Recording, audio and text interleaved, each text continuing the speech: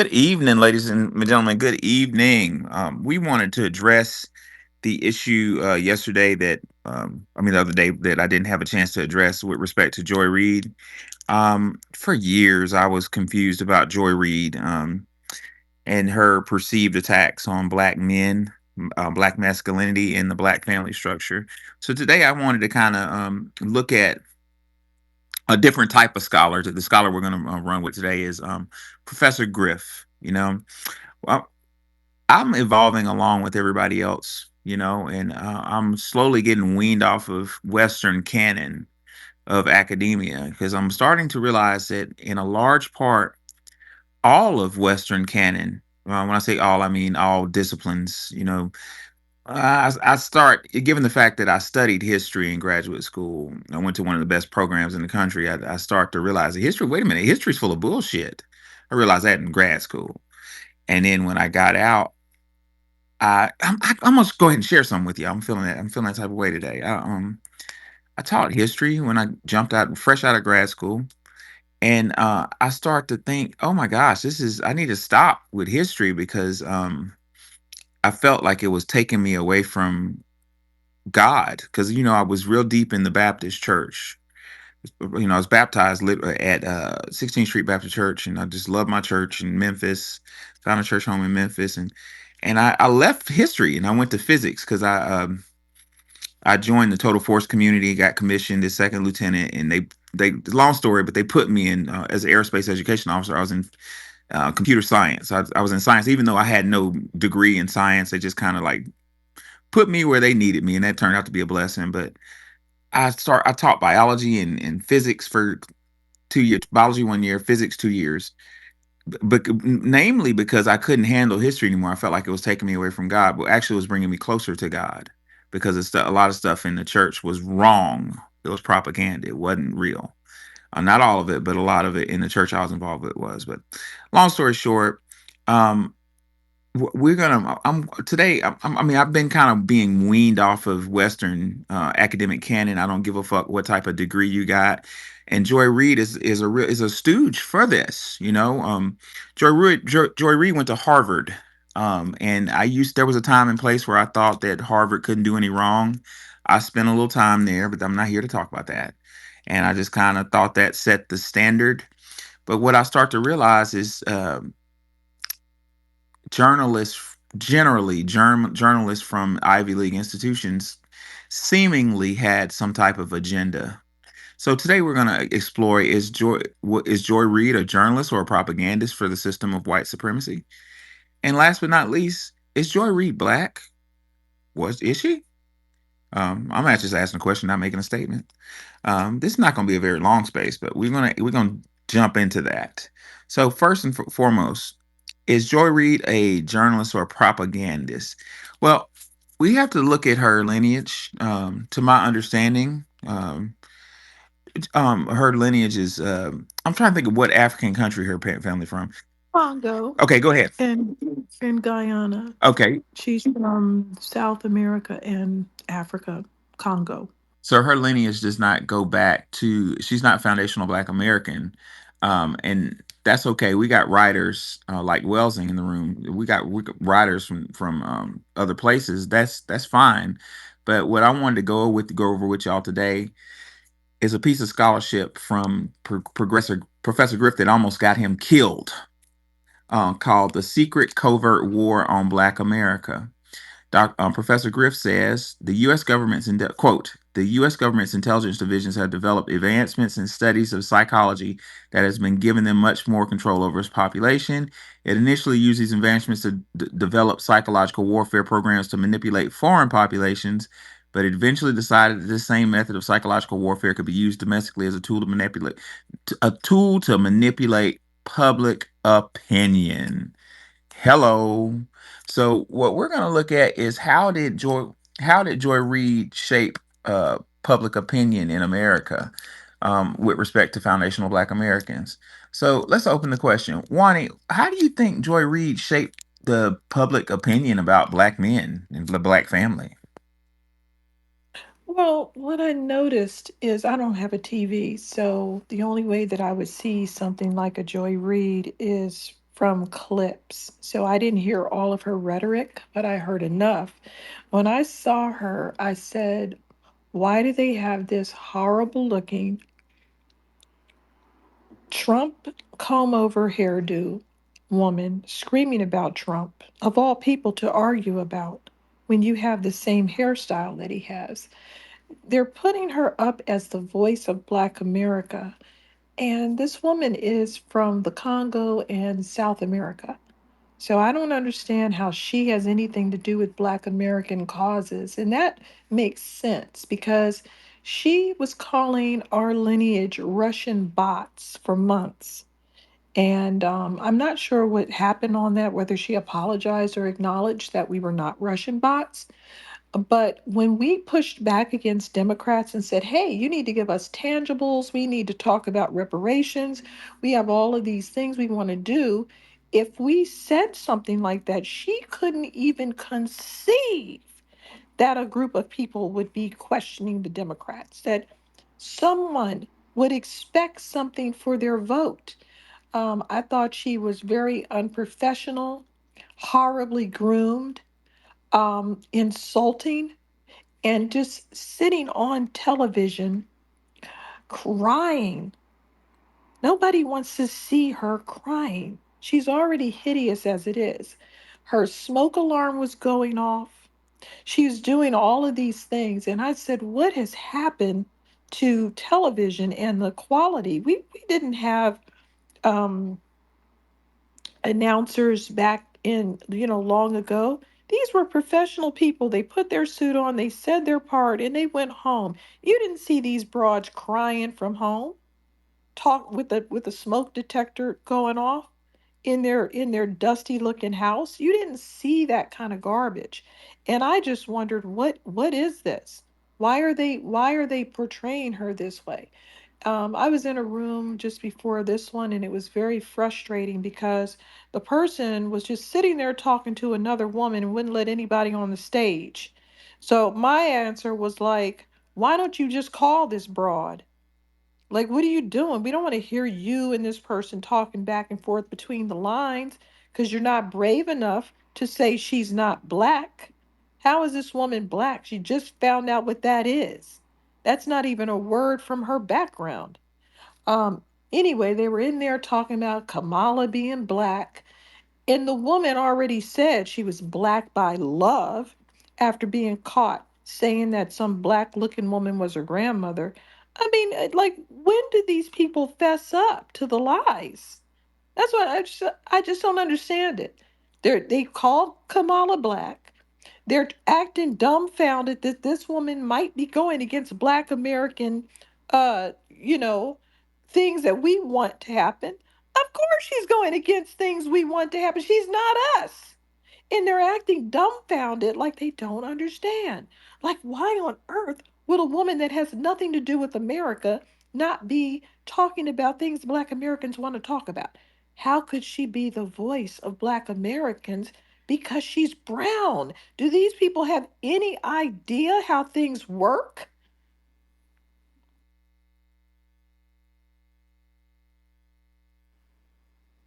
Hello? Oh, I'm talking to myself through a mute. I do that every once in a while, but it's really deep. That hello was funny.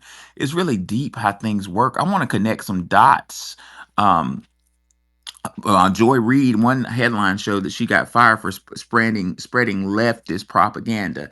Well, we had a space a couple of days ago that proved with textual evidence that the quote unquote left, the Democratic Party, has always been a party against the black foundational Black Americans who weaponized certain types of immigration to attack the Black American community. Now, if you remember that space, or if y'all want to look through my page and find the space and click on it to look for the evidence, that's fine. Uh, if you keep that in mind, Joy Reid is was a weapon.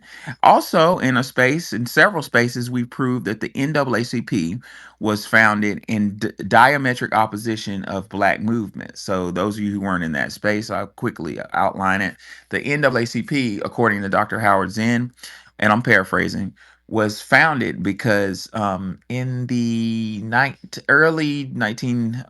early 20th century, Black Americans started to unify under um Reconstruction and start to form organizations. The names escape me, but they were acronyms that were really close to NAACP, and we were forming organically organizations to go against debt peonage and redlining, and we had organizations for women, organizations for men, but they were all unified. And W. Du Bois was hired by the system to get ahead. What do they call it? Controlled opposition, to get ahead of us forming organizations and to help the system of the white people form the NAACP. Dr. Howard Zinn says that the NAACP in the beginning had most of its leadership was white. W. Du Bois was the only black officer on there. We all know about him. Well, with the reason why I'm bringing up NAACP, looking at jumbotron, this is absolutely telling. Now we've kind of proved that the NAACP has a long history of being anti-black and going out its way to help immigrants ahead of black Americans in diametric opposition to Black Americans. Now, given that fact, look in the jumbotron. Guess who got the 56 Image Award? Who was nominated for the 56th NAACP Image Award? You'll find none other than Joy Reid. Well, Joy Reid has spread rhetoric, leftist rhetoric that's been perceived allegedly to be anti-black, foundational Black American, and thereby support an agenda against the Black American family. And I did find a headline to show to claim that's why she was fired. She was canceled, rather. And I'll just go ahead and put it in the jumbotron as well. This headline claims that Joy Reid was hold on, I'm about to put it in there now. Da, da, da. It says cancel. Joy Reid shows why MSNBC has outlived its purpose as a leftist propaganda machine. Yeah, the Joy Reid has been accused of being part of a leftist propaganda machine, which in essence is against the Black American family, because the left, as I've proved in another space, um, has been aligned with putting other agendas ahead of the Black American family. And Joy Reid was a lieutenant in that movement against us.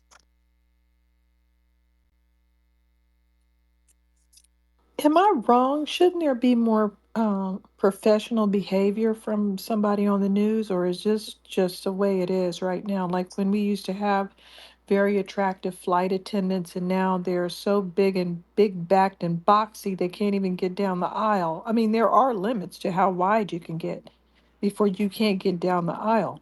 Well, we're looking at a deterioration of the American system of standards. Like, um, there are schools of journalism. There are degrees. You can get a PhD in journalism. And journalism, from what I'm told, I took a journalism class in grad school just because, and it's like a real profession. You have to have sources, you have protocols, and you have to go out in the field and do work and whatnot. And number one, seemingly a lot of journalists that we see on mainstream TV don't have degrees in journalism. They're not studied journalists, and they're reading, from what I'm told. What Professor Chris Hedges says is they just read prompters. They're following an agenda to keep their job. Chris Hedges really talks about that ad nauseum because he worked for the New York Times. Chris is probably in his late 60s now, maybe early 70s, I'm not sure. But Chris worked for the New York Times during his heyday. And Chris says that the New York Times is a prestigious news organization. He says to make it in the Times, you have to stay away from certain stories and support certain stories. In other words, you got to stay away from stories that support Black people. You got to stay away from stories that support poor people. And he made one example of people who advanced at the New York Times were following um, Queen. What was a lady name that just died? Queen Elizabeth or whatnot, reporting on the royal family. Like, it was ways to advance at the time if you supported the system of white supremacy. Now, they would never tell you when you got that appointment at the Times to, hey, If you want to make it, you want a full time anchor position, you need to support the system of white supremacy. You need to portray um, the English monarchy in a great light. You know what I'm saying, and avoid stories that talk about great things that foundational Black Americans do, and avoid exalting people of color. They would never say that, but what Chris Hedges said is uh, firebrand reporters who came in that start having real stories of what was really going on in Brooklyn, or what was really going on in Darfur, Africa, or really going on, or even worse, God forbid, they said something against the Queen Elizabeth, or even though it may actually be happening. At one point, one of the princes got caught up in the Epstein. Allegedly, one of their royal people name showed up on the Epstein list or something like that. You dare not Andrew. you dare not report on that, according to Chris Hedges. You report on that, your times become numbered. They start sending you memos saying, "Hey, you were late 2 minutes" or something. He talks about it very clearly, and he says, if you stay away from those stories and you support the system of white supremacy, all of a sudden you start getting appointments.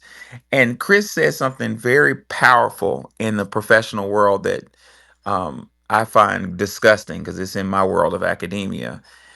Chris said that real journalism, just like in my world, real academia is rare because most people are careerists. Most people are thinking about how they could advance their career. In my world, how can they get tenure? How can they make it long enough to get their pension and retire? How can they move up out of move from the lecture hall to the damn admin?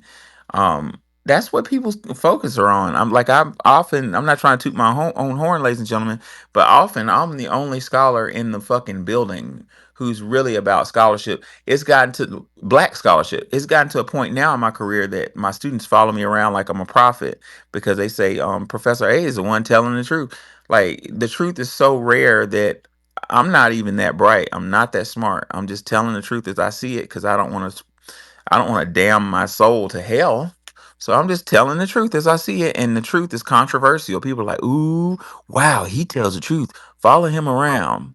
Um, another thing I wanted to say about this, we're using Professor Griff's book.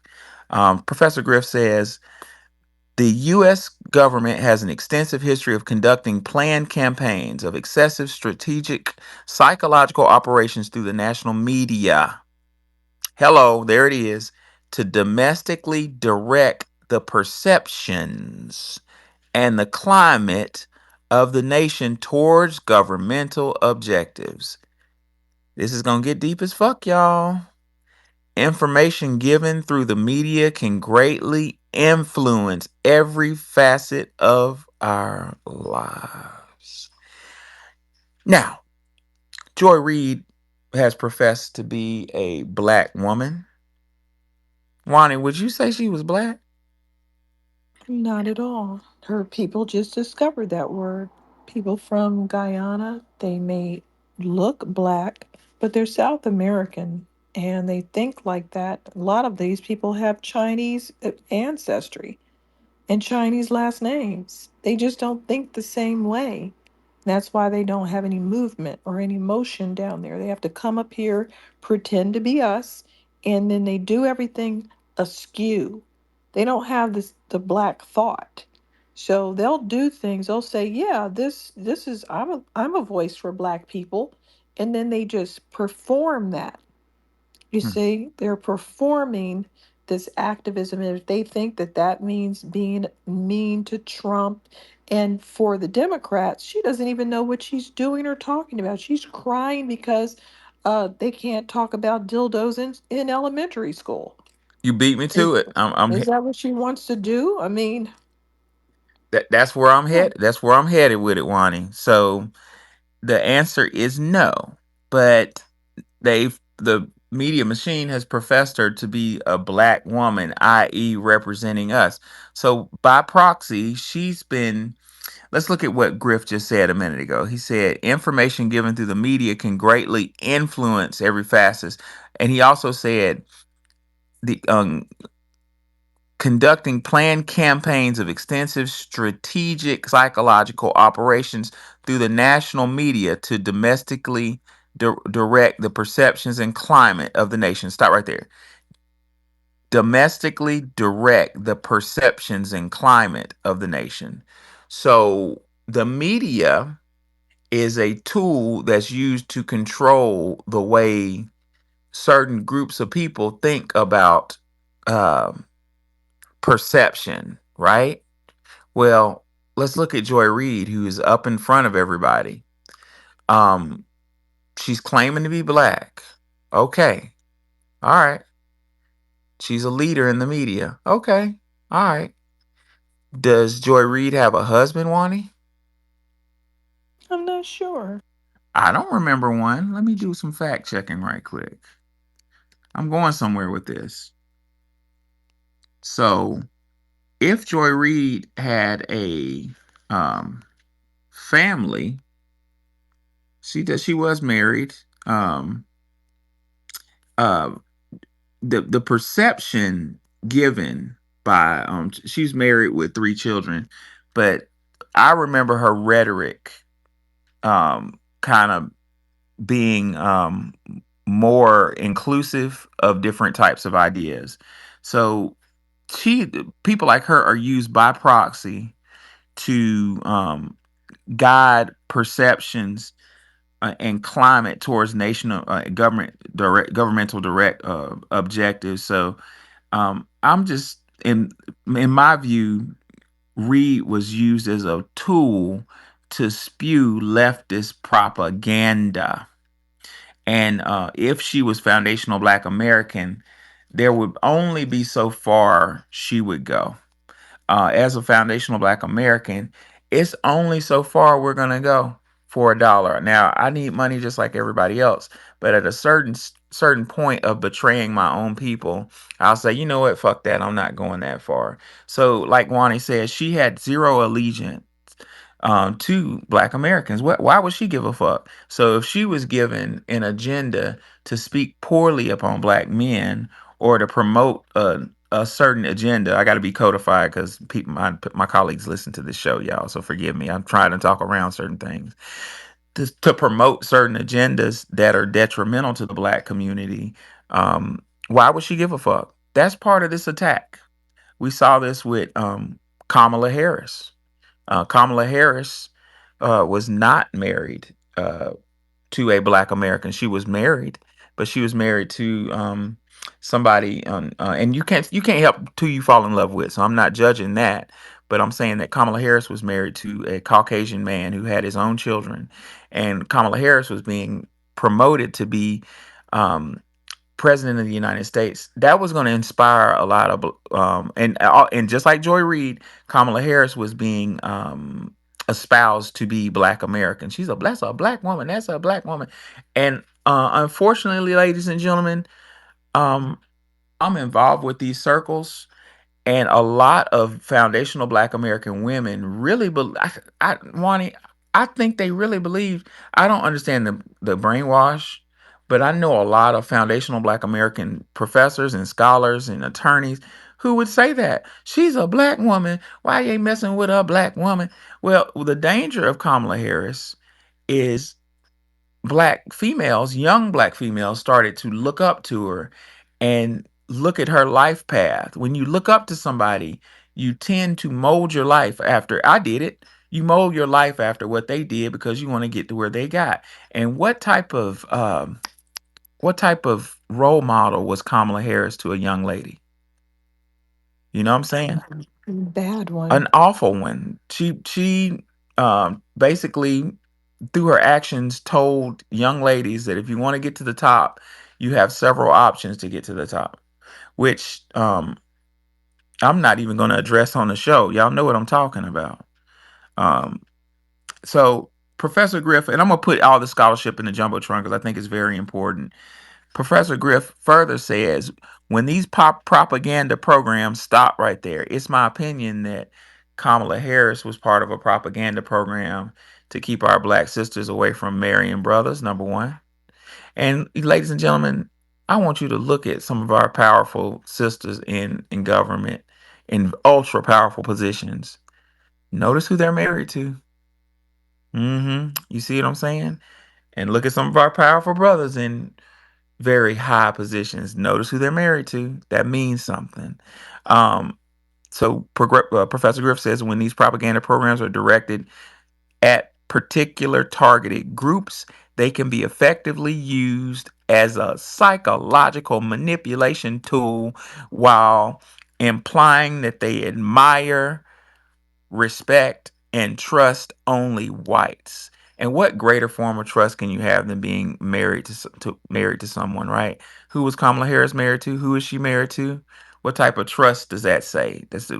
What's a we need to look for the implied message, the unconscious message. What type of message does that say about black men? You know, if I want to go to the top, can I be married to a black man? Can I be married to a black woman? You got to think of it that way. Griff further says, I'm almost done, y'all, and I'll go to Rob the Whip. I just wanted to finish this page. He says it is designed to break down foundational Black American sense of racial unity and allegiance. There it is. There it is, right there. So the psychological attack by presented by Joy Reid, she would read and spew these propaganda elements against the black community because she didn't have an allegiance, and she didn't give a fuck if they were designed to destroy the unity and allegiance of foundational black Americans because she wasn't one. And furthermore, um, Professor Griff said destroy the unity and allegiance and mold the character of self-hatred, self-doubt, self-loathing, and distrust amongst their group. This program conditions black people to accept white dominance over their lives by misleading them to believe that they are now themselves their own worst enemy. Last but not least, through totally white controlled media outlets, foundational black Americans are seeing themselves through the lenses of what they've been deliberately assigned to them by white mass media manipulation experts. Let me take us home with this one. I let my students watch Birth of a Nation in the beginning of the year when I teach American history. I'm not teaching U.S. history this year, but when we're doing U.S. history, one of the first things we do is watch Birth of a Nation. In Birth of a Nation, you see the foundational Black American family unit through the lenses of a white supremacist, and it shows a black woman who's a maid. She's played by a white woman, but I digress. White woman in blackface, and she's very promiscuous towards the plantation owner. She rips her shirt off and she throws herself at him, and he looks at her in disgust. And then she shakes and shimmies her body all around him, like her value was sexual. And when he walks out, like in disgust, she throws herself at the door, prostrate, and starts crying, ball out, starts crying. So when I think about that, what Professor Griff said about um, seeing things through the lenses of the white system of white supremacy, I think about unfortunately I think about Kamala Harris. I think Kamala Harris checks all the boxes, went to Harvard Law, you know, member of a sorority and very attractive, and but you look at her way. Why were they pushing this woman that was not a good orator, couldn't remember what she was going to say? um, why were they pushing her with billions of dollars? And I thought about what Professor Griff said. They're pushing her to try to show foundational Black American female children an alternate way to achieving power in the United States. And the way of achieving power was just like Birth of a Nation. Use your body to achieve power, and I was offended by that. I am offended by that. Lastly, Professor Griff said it is covert and sophisticated method of control that ensures continuous America's white racial hierarchy by manipulating and shaping the minds and the collective perceptions of its black population. This insidious yet very sophisticated manipulation program works by using the science of psychology. And that, ladies and gentlemen, is why I'm here to break down the psychology of it all. Rob the Whip, I think you're used to be an intelligence officer, right? Or psychological warfare officer. Um, could you please tell us more about psychological operations? How do they work and how do they damage you? Man, I could go into that. Before I do that, Professor, I got a knot in my chest. I got to get out, bro. Come on. Will you work with me, man? Yes, sir. Bro, I fucked around. Don't ask me why. Everybody can probably gonna get on me in the room. Wani, everybody. I went into a dude's room named Tommy Sotomayor. Just now. That's where I just came from. Don't ask me why, because I know what this dude is about. I seen him on Fresh and Fit a few times. And I know he's a tether. This motherfucker disrespected us so bad. They was in there talking about Tariq and the FBA's. Like, we in everybody's mouth, man. And I went in there and I gave it to him. So, and I tried to explain because they, oh, everybody's a tether. I'm like, no, that's not what Tariq is saying. I'm like, I was going to bat for Tariq. I'm like, he's a man. He tell you he's petty as hell. He called everybody a tether. He's like, they come in there trolling him. He gonna troll them back. That's all about. And Tommy said he called me an ashy tether, and I bust out laughing. But that's just him doing this thing. He told you he petty as hell. You come at him sideways, he gonna come at you. But do you think that's right? I'm like, so anyway, the thing is, we got into what is a foundational Black American, and I went through the thing. I'm like, yo, our ancestors are the people that built this country. You know what this motherfucker said? What that? This motherfucker said, I told him to Google who built. I told him to Google who built New York City. And he said the Dutch built it and all this other shit. I'm like, stop. They went into it and skyscrapers. I'm like, nah, bro. I'm going back. Who cleared the trees? Who built New York before it was called New York City? Before it became the New York City that we know? He started picking semantics. You. When I think of New York City, I think of skyscrapers. And then he went into, well, who gets the credit for building the guy who drew the designs or the work who actually built the shit? Because I went into to the lineage. I'm a Mason, a Freemason, right? My family has his own Masonic temple, right? So I went into that. I said a lot of the architecture around the world are done by were designed by somebody who was a Freemason, right? And because the history of that is they went down to Ethiopia and Egypt and got the math and science out of there, and they took those secrets back and they held them. They went around the world and started building and stuff like that. So I went into that. I went in that route and explained that. But the total disrespect, man. Why I got so mad, I realized that us as foundational Black Americans, man, we get no respect from anybody, bro. When you We don't need it. and, We can and give it to I ourselves. understand that, but it We pissed me can off toot so our own bad. horns. Wani, it pissed me off so bad in there because I'm telling them the truth. I'm giving it to them what before America was named America, our ancestors laid the bricks for this motherfucker, man. And you know what they said? Y'all ain't do shit. Because of our Well, ancestors, these motherfuckers got here after 1965 because of the Immigration Act. But these motherfuckers don't want to hear it. They get mad. We didn't do well, shit. this we've been going through this a long time, Rob. And that's why I'm perceived as a bitch, and I'll be the bitch. I don't mind. That's why I have the attitude that I have, because they will sit there after gobbling up everything that we've done here. We didn't just build these buildings with forced labor. We literally have multiple architects that we could go over. I'll pull the list up if it's needed. We have a lot of architects. We built the White House twice, Exactly. and yeah, we have built a lot of these major buildings that are very famous. But yeah, we built the foundation of America, including the railroads that were justified by all of the agricultural gold we built here. So yeah, these people are really suffering from jealousy. I think he's Panamanian. Yeah. They didn't do anything, and now the you know they don't have anything to show for themselves. Bottom line, they can't toot their horn for a whole goddamn month and never run out of material. I could have posted every day of last month about just legendary athletes, or just about inventions, or just about uh, abolitionists and advocates and civil rights heroes. And I could have posted every day of last month about NASA inventions and hidden figures women You who know what they said calculated the over moon there, Wani? landings. You know what pissed me off? They said Well, all we could say that we did was entertainment. We didn't do nothing else, contribute anything that's else. fine. And I was right. That's It pissed me off so bad. They kicked me out the room because I started hitting him in the head with facts, and he kicked me out the room. So I was like, you know what? I think I did the best I could with what I had, but it shit pissed me off over the you disrespect. did. Now back to what Professor was asking about psyops. So a psyop is different levels of it, you know. So um for instance, let me give you an instance without giving up too much information. Anybody ever seen that movie Sicaro I never saw it. Part Two?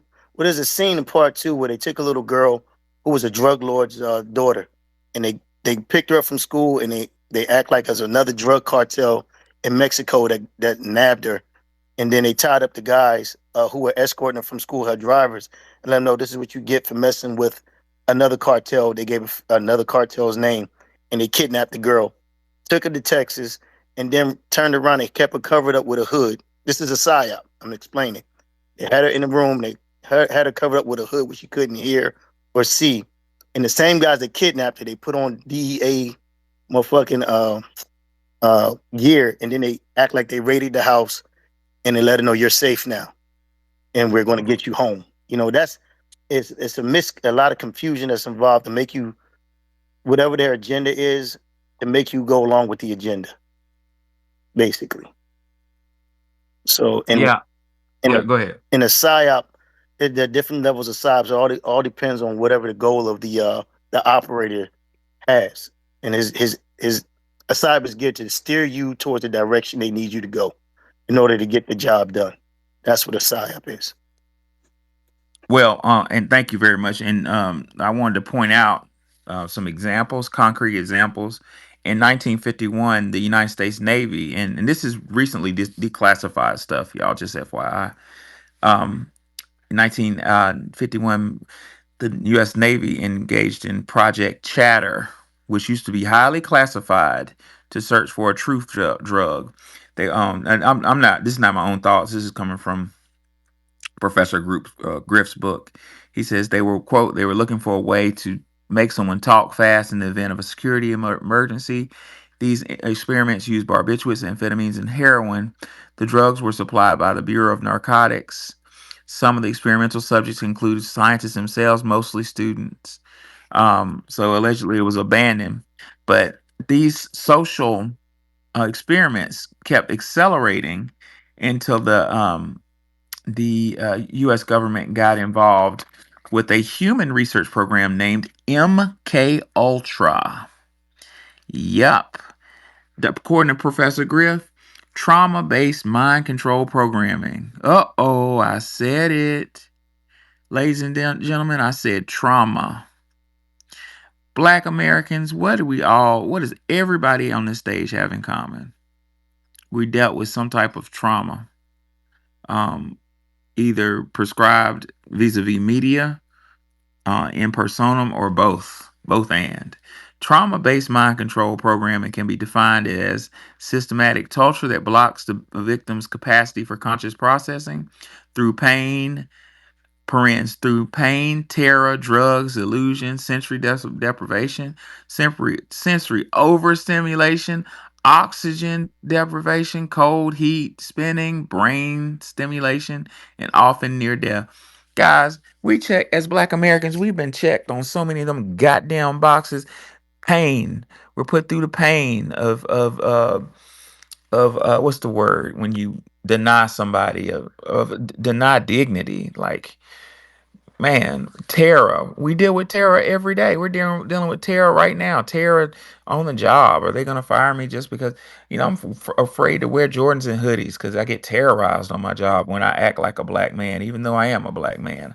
As long as I'm dressing outside of my blackness, I'm cool, but I'm already doomed because I wore a Bape hoodie and some Jordans about 6 months ago. And since then, I've been target number one.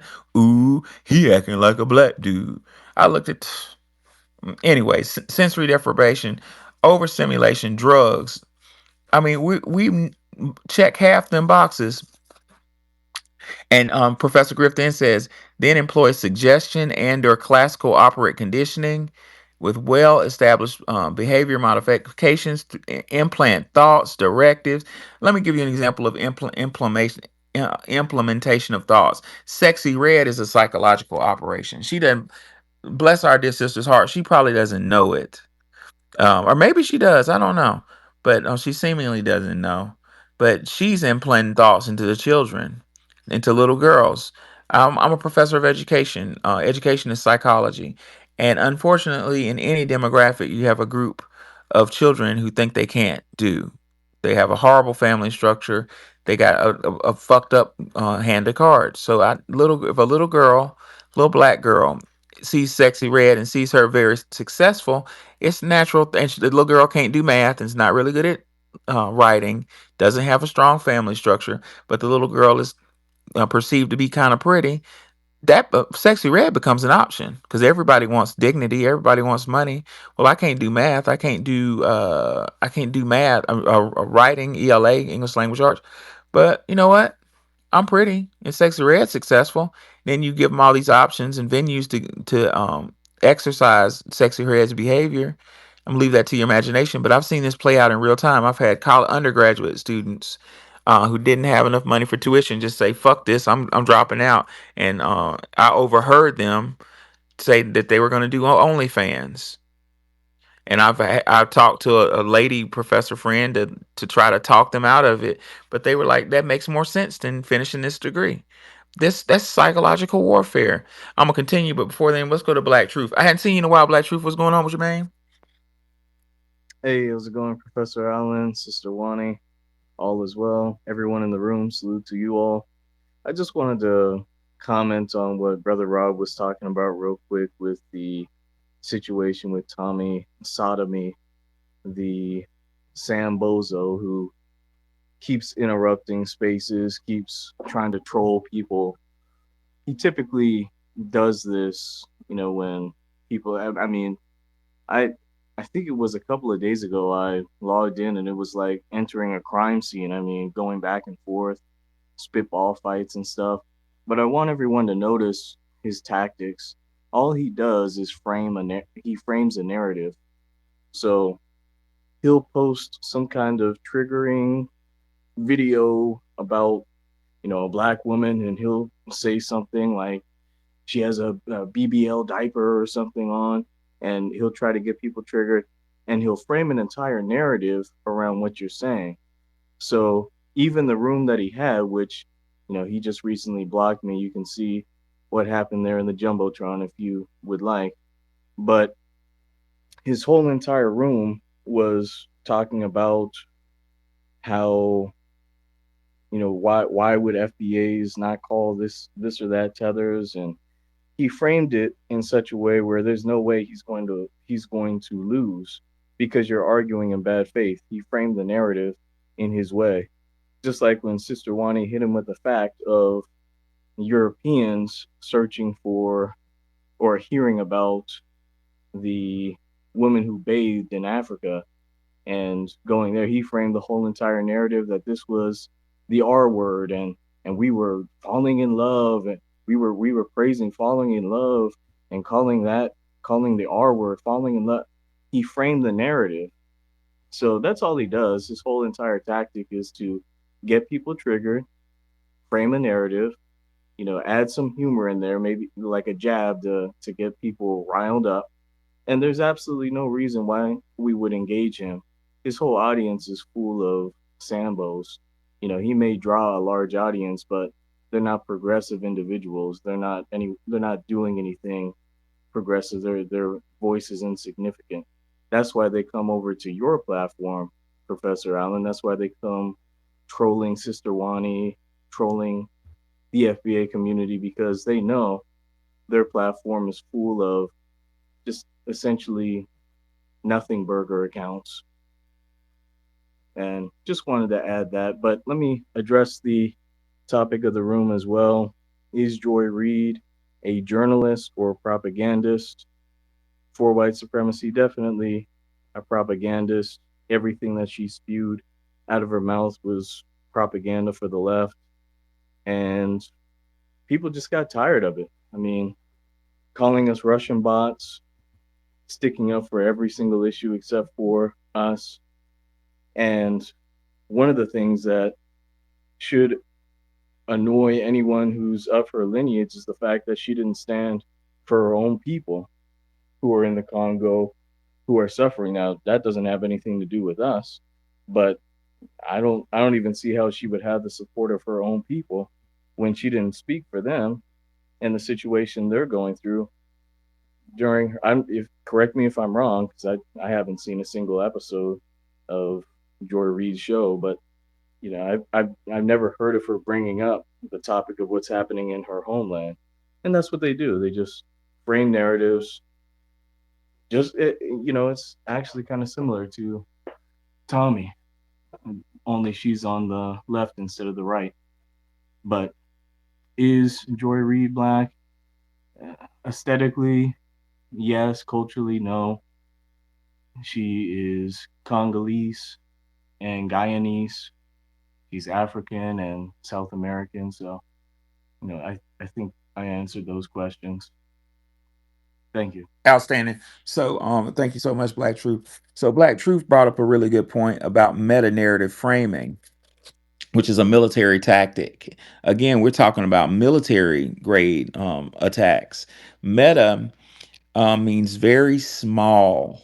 It means tiny, like quantum. Like meta means like it's deeper than that. So meta, I don't know a good way to explain it to you. It's meta means the basic premise. So there's a good book. One of these days I'm gonna have a space on it. But it's a very complicated book by Professor Noam Chomsky that got him ostracized. He wrote it in the late 80s. Chomsky's still alive. He's like 100 years old. But the book is called Manufacturing Consent. In Manufacturing Consent, Chomsky and his colleague examined the media machine, and they came to conclusions that through meta narrative framing through operant conditioning, and classical conditioning through psychological conditioning, basically, the media conditions the human mind to think that black people, to see the hierarchy in their unconscious mind, the hierarchy of racial dominance. So what I see is complicated to talk about that, but basically, black being the worst.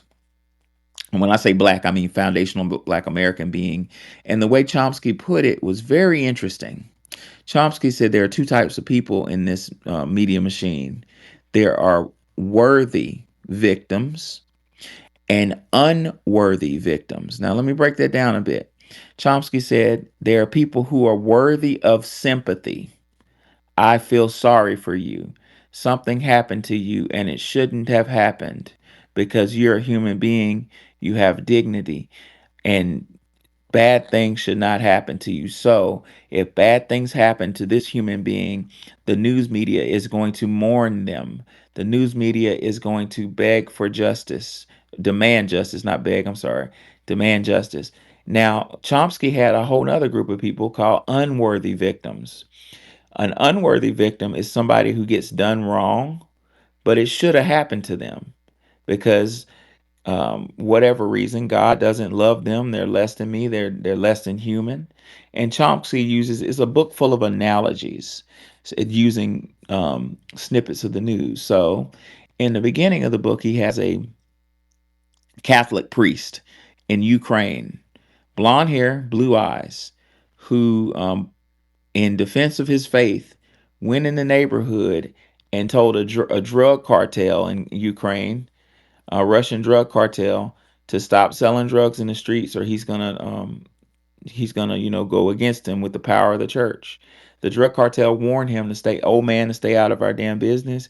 He kept interfering with their drug trade, and the drug cartel finally killed his wife and daughter brutally. Let's just say had their way with his wife, um, and daughter, and killed them both. They killed him too, brutally. Now Chomsky, at around the same time, same week, the same thing happened in South America to a very dark melanated family. It was a priest at a Catholic church in, I think, El Salvador. He was brown, and the same thing happened. It was almost similar fact pattern. The cartel, this priest, in defense of his faith, told the cartel to stop selling drugs in his neighborhood, or he was going to use the power of a church to go against them. Um, the cartel warned him, "Old man, stay the hell out of our business, or you're gonna XYZ." Old man said through his faith in God, he has to do this. So the cartel kicked in his door. They did him a little bit worse. They killed his wife brutally, and they had their way with his young daughter in front of him while he was still alive. Then they cut his daughter's throat. And lastly, they decapitated him or something to make an example.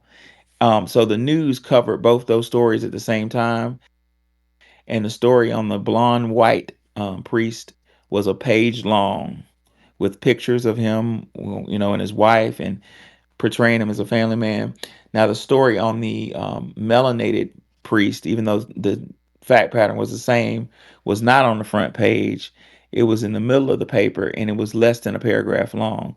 So Chomsky's thesis in manufacturing consent is stories like that over and over and over again train our mind on a subconscious level that if your skin doesn't look a certain way, if your hair and eyes don't look a certain way, you are not important, and we start to inculcate that.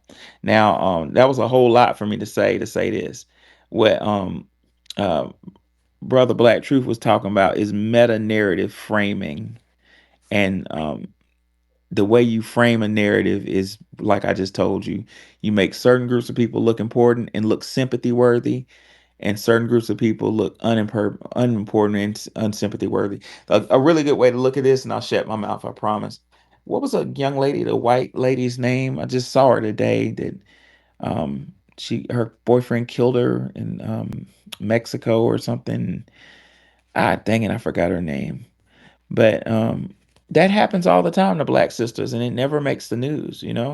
Why does it not make the news? Well, according to Professor Noam Chomsky, it doesn't make the news because bad things are supposed to happen to black people. And through that meta narrative framing, you can easily justify black people not getting reparations because, they're used to it.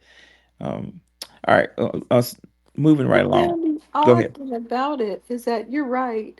I grew up where, when I was younger, yeah, when someone went missing, they would show the little cute blonde white girl, and they did not show other children. And they did. That's not debatable. But now we have a way of uplifting our own people. We have a very strong voice. And white people are actually mad because Laken Riley, who was a very sympathetic character, just a girl in school being brutally raped and murdered by a Venezuelan illegal, her story did not get the coverage that they felt it should have. And they were kind of resentful of us. Some people were like, oh, well, what about it? How come she didn't get to be this and that? They don't even know how to advocate for themselves when the media doesn't do what they want. Because now remember, Laken Riley was a cute girl. She was a sympathetic character. She was very innocent. She wasn't doing anything wrong. She wasn't even on a date with this guy. She was minding her own business. But they couldn't uplift this story because something trumped the pretty injured, killed, or missing white girl. And what was that? Their need to protect their globalist agenda, which is to bring in immigrants. Now, if you start running your mouth about an illegal immigrant murdering this girl, then people are going to be angry with immigrants. So now white people are suffering because of the news coverage. The news coverage doesn't want to tell you when it's Islamic terrorist. They don't want to tell you when it's an illegal murderer. So now white girls can be killed and raped all over the UK, all over Europe, and murdered all over America, and they're not going to be uplifted because they have another agenda they're working on now, and that's to cover up ill deeds by immigrants. So if you get harmed by an immigrant, chances are nobody's going to ever hear your name. So our method of uplifting our own people and being our own advocates, which we've been doing from the very beginning, is what we're going to need to do in this horrible climate of fake news and agendas by globalists that are hell bent on making sure that these criminal aliens are not mentioned on the news.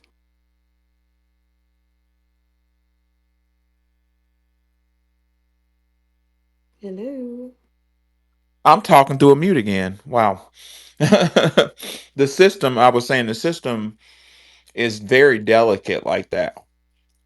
And after I read Noam Chomsky's book, Manufacturing Consent, I knew, I read it like several years ago, I knew right away that the system of white supremacy was not going to last because it's too high maintenance. And um I got a car about 6 years ago. I got a 7 years ago. A BMW M2, or a little race car. It was my dream car. When I was finally done with school, I said I would get a BMW. All my law professors had BMWs, and I thought they were cool looking and a status symbol. So I went and got an M2, brand new, off the showroom lot, and this brand new car that was faster than a motherfucker had needed to go to the shop every once a month at least. I mean, it did these fabulous things. It was pretty. It was fast. It handled. It talked to me. But it needed a lot of attention to stay running. And I use that car as a metaphor for white supremacy. White supremacy looks a certain way. It looks powerful. It's fast. It's agile. But I mean, it demands, not deserves. It demands a lot of resources that are just not sustainable. And I think we're witnessing the crumble of the system because it can no longer exponentially sustain its key, um what do you call it, key element that keeps it alive. The key element to keep white supremacy alive is perception. And through the internet, through Twitter, the world has a different perception. They can no longer portray unworthy victims. I watched the system of white supremacy. What was a guy named Jordan Neely? The poor Mhm. yeah, I watched. They tried to unworthy victim Jordan Neely. Jordan Neely was special needs. He was a small frame young man, special needs. Allegedly, I think he was autistic. He wasn't bothering anybody, and I watched the system of white supremacy try to make him unworthy and flip the script and make that suspected white supremacist the hero in that story, and we wouldn't stand for it. So they're losing a lot of their power, which is the power of perception. Seventh Ward, what's on your mind, bro? What are your thoughts on this matter? I see a lot of hands up before me. If those people were ahead of me, I mean, I'll await my turn. No, it's okay. It's okay, Seventh Ward. So, Okay, ladies and all gentlemen, right, all right. no, no, no. I'm telling Yeah, you. No, thank you yes, for sir. letting me. Yes, sir. I Thank you. understand. No, no, bro. I'm saying thank you for letting me know that. I didn't see Okay. any hands but yours. This app is glitchy. So, 7-4, could you please tell me whose hand was up before you? We had about three or four. I don't know the order, but I'll say the names. C Capone is Im, uh, Impreze, Tyrone, You got it, and brother. Go ahead. You got it. I It was appreciate that, sir. Empress was up first. Empress, I didn't see your hand, sweetheart. I'm sorry. My app is glitchy, so we'll do Empress. We'll go to 7-4 and then Capone. Go ahead, Empress, and thank you 7-4 for letting me know that. And Tyrone too, sir. Okay, and Tyrone after Capone. Go ahead, Empress. Good evening, Professor. Good evening, family. Professor, you've been hitting on some wonderful topics, and they kind of hit back to back in 2 days in a row. Um, Joy Reid is married. She's married to Jason Reid. She has 3 children, from what I can see. She is what I call definitely a Johnny come lately propagandist, no doubt. Her time of use is up. So they did what they do best, kick her straight to the curb. Um, in this season that we're in, and it's a reptile year, you're going to start seeing many entities being exposed for their wickedness, blankets snatched off subliminally and, for all practical purposes in real time. You hit on a great part that the white supremacists, in terms of their rule, is coming to an end. And I'm glad for it because for the first time ever, unlike no other time, Now people can put out stories when our children and adults are being harmed, when they won't cover it on their major platforms, and they're not at all pleased. They're pissed about it, but oh well. Now, thanks to modern technology, you can put everything in video or audio and show who is really in fault on every aspect. And they're getting so pissed by that, they're unaliving people daily because of that. I often think about so much hidden just nonsense go on in these churches. I came up as a Catholic. Now many of the priests are being exposed. And in this year of the snake, I see we're going to have another pope coming into power. It's going to be the same propaganda, but so much is going to be exposed from a written book level, a political and visual level. You hit up on another great point, Professor, when you stated they're using certain women and they only promote them if they are dating the oppressor class. That's by design. That's to show that a black man, black woman does not have value until you're dating and praising members of the oppressor class. And that's why they don't really prop up to those that are black man, black woman. And if you notice, every time someone like Joy Reid, Kamala Harris, when they speak against families, it's always got to include the alphabet community.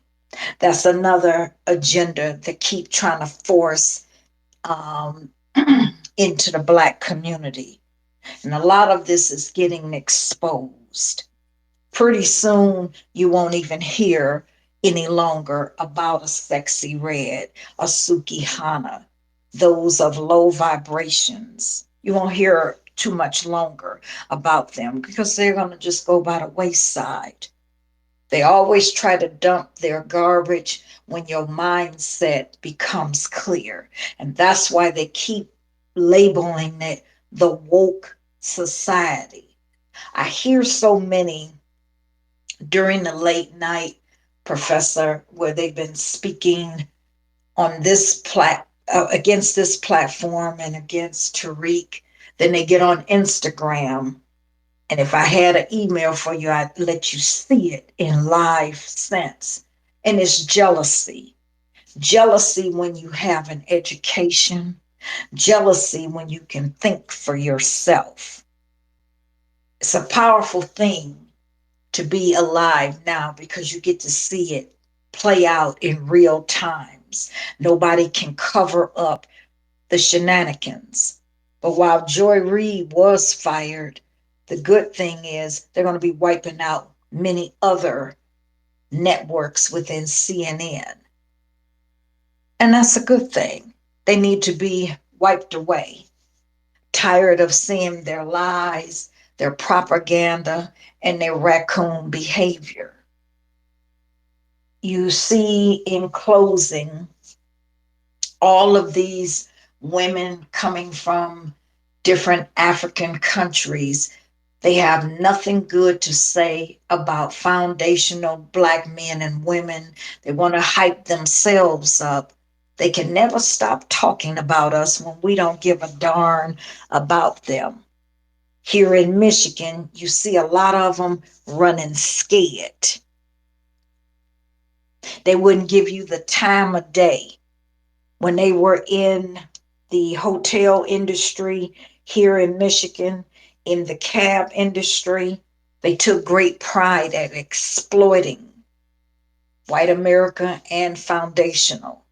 Now that Trump is in, you don't even see them out as much because they know their time is up. And I'm enjoying it.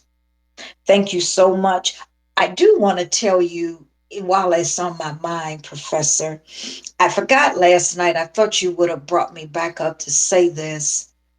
In the Catholic Church, if you look at their buildings, they're all shaped in a phallus.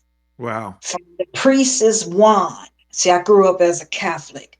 When we do our prayers to Saint Raymond, Saint Lucy, Saint Anne, we have the Pope's different points. And I'm just noticing they're all shaped in phallus. These people are obsessed with the genetic makeup of a black man. So their job is to break him. How you know it's a new time and era? Look at what the man said. He would rather be with a dog, and a white dog at that, than to be with a black woman. Wow. And to show you what the ancestors thought about it, he's off in hell burning. So he picked it. Now he has to deal with the consequences. So I'll land my plane on that. Too many people in the world is jealous of an educated black man. That's the greatest weapon and threat.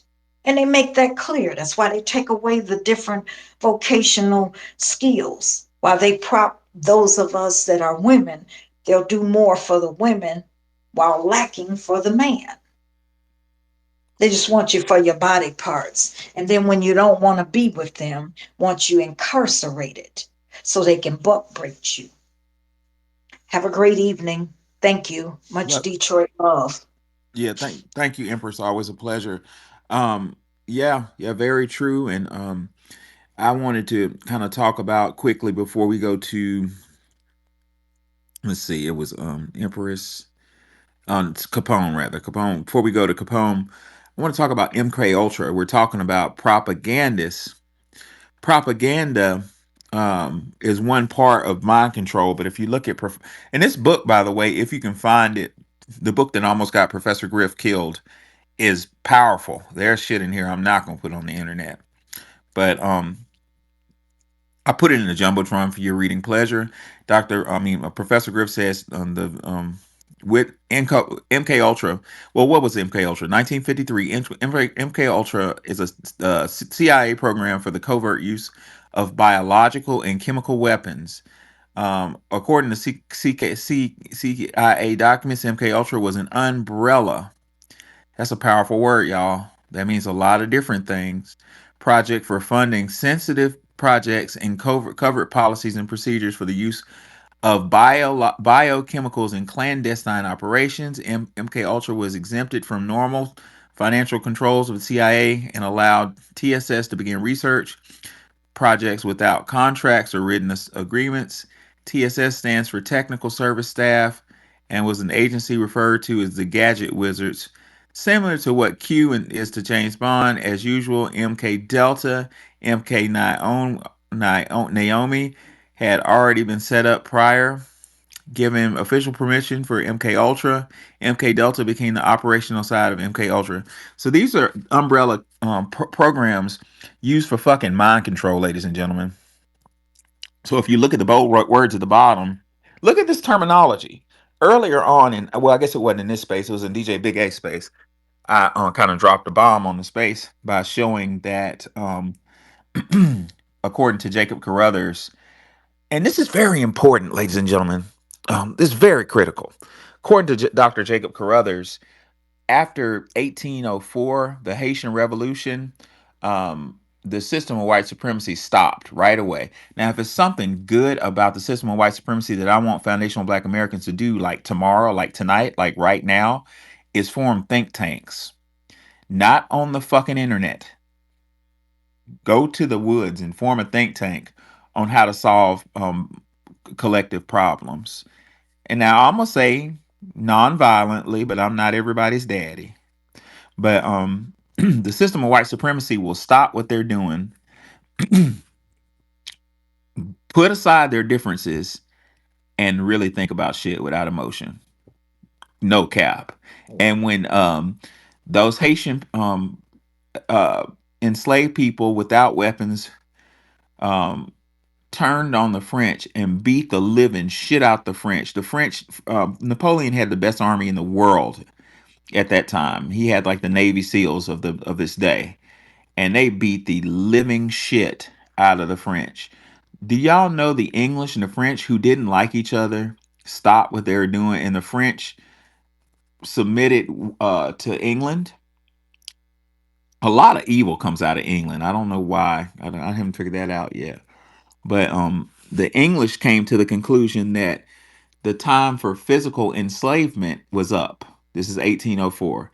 Physical enslavement was no longer viable, and the English figured out that the way to perpetuate the world slave system was to go inside the mind, the psychology. Ladies and gentlemen, psychology. The word psychology, according to Wade Nobles, Dr. Wade Nobles, an unsung hero that I'm gonna praise pretty soon, comes from the word psyche from ancient Egypt. Psyche means soul. So is your soul in your head? I digress.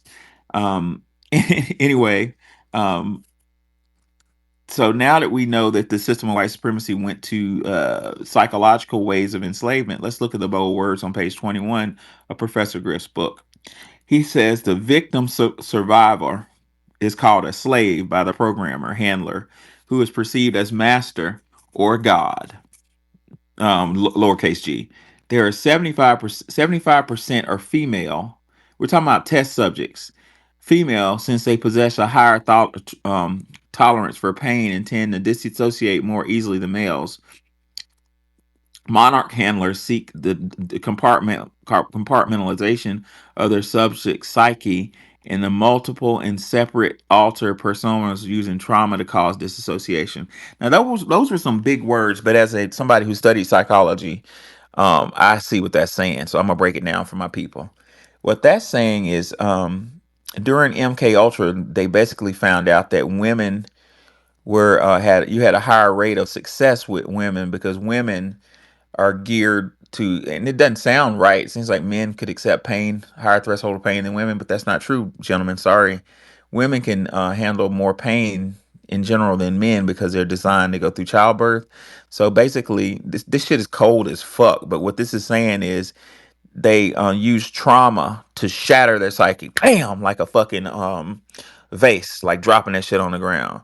Shatter and compartmentalize their psyche, and then reprogram their psyche to do what they wanted to do without them knowing that they were doing it.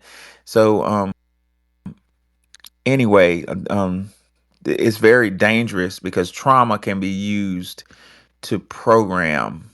And in conclusion, it's my view. In my book, I talk about this ad nauseum. If you want a copy of my book, go to Our Story Publications. I put in the Jumbotron because I have a whole chapter on psychological warfare. This shit is interesting, ladies and gentlemen. You traumatize people or dogs, and that trauma becomes like a and listen to me real closely. I know a lot about this stuff, and it's real deep. Trauma becomes like a let's think of life as a PlayStation, right? Or an Xbox. PlayStation is better than Xbox, right? I just got myself in an argument. Well, let's just say life is a PlayStation. I didn't step forward. I didn't want that argument. But so let's say life is a PlayStation, right? Trauma can become a button, a toggle. Um, the best way for me to explain that, if you think of Get Out, and Get Out, this psychologist, PhD, carefully asked questions to him, slowly and carefully, to avoid rousing suspicion, until she found her trauma. Tell me, he started to trust her, and she said, "Tell me about a time when you're traumatized." And he started talking about his mama, and his mama died and stuff, and she was like, "Got him." Um, that trauma um provides a. It's kind of hard to explain it. You get trapped. Trauma can arrest your development. It can freeze you in space time. There's theory that the past doesn't exist. In the past is present, and until you work past a traumatic event in the past, like a fucking like the Matrix, you're stuck and you're frozen in that past, like you're still there. And the lady, the psychologist, used that trauma then she associated that trauma with through classical conditioning with some a cup or some shit. Usually in graduate school we learn this up. You do it with a bell, ding ding ding ding ding ding ding ding ding. But anyway, long story short, they figured out how to control you just like Get Out with by using trauma. And basically they said according to Professor Griff, females had a higher chance of being successful with this programming technique because men would either die or go fucking crazy. But men were programmed as well. Go ahead, Capone. Oh, thank you, Professor, the great scholar. I honor you on this acknowledgement of Black History Year. You know, Yes, you sir. and Sister Wani and all the greats in the room. What's up with y'all? And What's up, brother? yeah, straight propagandist. I'm so glad her ass got the can. This is beautiful. I love it. Oh man, I ain't stopped celebrating yet until something bad happened. But yeah, she wasn't good for the culture, you know. And to go off another point, not yet, baby. Hold on. I'm on the phone with the professor. I said hold on, man. I'm coming. It is date night, y'all. I apologize.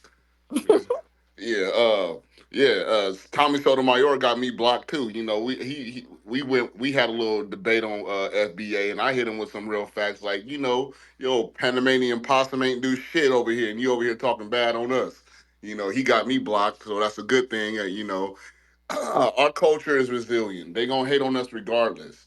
So with the deportation of the melanated folks is happening, good. I love it. I can't wait till all these motherfuckers go back.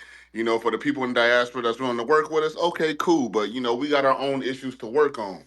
And you spoke on psychological warfare has been going on because we all have, as FBAs or Black Americans, we all have trauma issues, which is our lack of resources and us wanting empowerment to at least be on the playing field we need to be on to compete properly with these white folks. Because even with the bare minimum, you know, we overdo anything they do with ease, with effort. Like their max is our warm up type situation. So imagine what would happen if we really got our just dues on this motherfucker. And I land on that, and I appreciate y'all. Love, peace, reparations, delineations, and deportations. Oh yeah, enjoy date night, brother. I Oh understand it, yeah, but yeah, I had to. I seen you on, and Sister Wani was on, so I was like, let me go chime in real quick while ain't nobody watching me. yes, sir. Yep, and you're exactly right. That's what this is, and it's good that we're realizing it. I think it was Tyrone. We're gonna go Tyrone, then we're going to the tether. Peace, peace, chat. How's everybody doing today, man? Doing well, bro. Good, good. Hey, I just had a question. Like, it's March and like the weather's still like cold in Atlanta, and I wanted to know how do you feel about that? Like, why do you think that is? I live in Atlanta now. I've only been here what 9 months, if that 8 or 9 months, and I don't know. I don't know what's normal for Atlanta, but I will say it's strange because I'm coming from Memphis. Memphis is 5 hours northwest of Atlanta, and it this cold is different, man. It's like me and my woman were just talking about that earlier. We were walking around the neighborhood, and it's like wet cold. It feels like DC is humid and cold. Where's the humidity coming from? But I don't know. It's abnormally cold. I Is think. it still cold? Oh Or yeah, did it? freezing. What? Why? Yeah, That's ridiculous. no clue. It was not like that when I lived there in 2017. It could be a variety of things. I think there's some tampering going on with chemtrails and stuff like that. But it's a good question. Your guess is as good as mine. I don't know why it's like this. I'm originally from Birmingham, Alabama. Birmingham is 100 miles east. Is it east? No, west of Atlanta, right down the street. And growing up in Birmingham, it by now it's hot. Actually, by mid February it starts warming up. So I don't know what this weather's about, bro. Okay, thank you. I just wanted to hear what you had to say. Appreciate it. It's weird though. It is very strange. Yeah, I think Well, I think it's very strange too. I have my own theory about it, but I ain't even gonna go there. is it global warming? Nah, I think it's something deeper. Hmm. Yeah, Like what? I think it deals with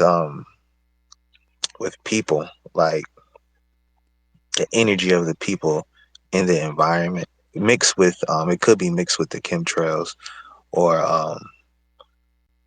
maybe towers or something. But yeah, that's what I think it has to deal with people, not just with people, but with people's health. Yeah. Right, right, right, right. Yeah, it's such a business. I have a small mediation practice. I'm trying to get admitted to Georgia Supreme Court, but I have a couple of clients in Tennessee, and I'm not going. It's illegal for me to tell their business, but I'll just say I I'm realizing how many people in America, the quote unquote richest country in the world, do not have health insurance, and I've been realizing how much of a racket um, the whole system of doctors and I know. Let's just say I know a doctor very well, and they don't solve. When was the last time they solved anything? When have they cured something? Being a medical doctor is kind of like being a CEO, where you're representing a goddamn pharmaceutical company, and that's not what it's supposed to be about. You're supposed to be helping people. I'm saying that to say, this shit is a racket. They're just trying to make a buck. Everybody's trying to make a goddamn buck. So yeah. We went to Brother Tyrone, and now we're going to move to the Tethanator. Tethanator, what's going on, brother? I've heard your name for a year on Tariq Nasheed's room. I don't know if I've seen you in my room before. How you doing, brother? Yes, sir. Doing well. What's on your mind? Um, did you see that article? I think it was in South Carolina about the immigrants not getting paid by their bosses after the January 20th No, I missed it. deportation. Yeah, and they're all crying about it and making a big fuss. And I told them, just shut up and take it. You're getting a little taste of what slavery was like, minus all the vile and deplorable things they did to us. And I'll end there. Yeah, yeah, yeah. Yeah. There is a hierarchy, ladies and gentlemen. There's a hierarchy um, to priorities in this country, and I'm not xenophobic.